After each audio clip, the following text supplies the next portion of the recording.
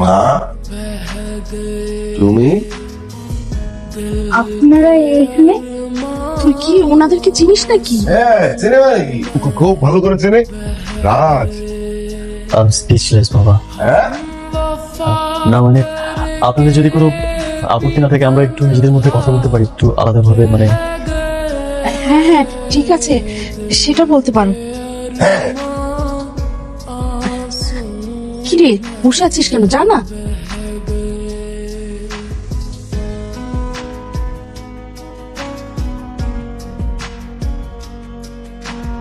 কি হলো আমি না ঠিক বুঝতে পারছি না। একটা চিমটি গেল প্লিজ।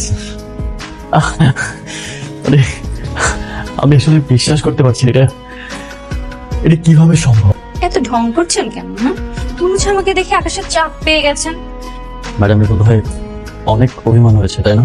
জি না, আমার আপনার উপর অভিমান করার কিছু নেই। আপনি অলরেডি রেডি হয়ে আছে, আমাকে পাত্রপক্ষ আজকে দেখতে আসবে, তারপর আমার বিয়ে হয়ে যাবে। আমি মেন্টালি রেডি। আসবেন না?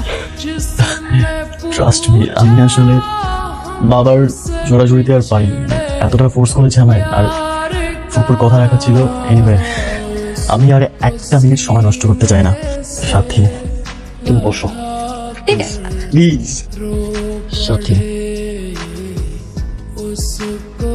তুমি যেদিন থেকে আমার জীবন থেকে চলে গেছো আমার জীবনটা এলোমেলো হয়ে গেছে, সবকিছু তছনছ হয়ে গেছে। ট্রাস্ট মি, তুমি আমার লাইফে একটা রঙিন প্রজাপতি। আমি তোমায় অনেক ভালোবাসি। ডাক্তার মশাই হঠাৎ করে এত কাব্যিক হয়ে গেল কি করে? ম্যাডাম, প্রেমে পড়লে সবাই একটু একটু কাব্যিক হয়ে যায়। আপনি তো দেখছি কমপ্লিট প্যাকেজ। হ্যাঁ, কমেডি উইথ কমপ্লিট কেয়ার। আরো আছে। Will you be my permanent patient? আমি তোমাকে আজীবনের মতো উইদাউট এনি ফেজ আমি তোমাকে সারা জীবন দেখতে চাই। Will you be my permanent patient? ভাবছি কোনো ভাবাভাবি টাইম তো আমি দিব না।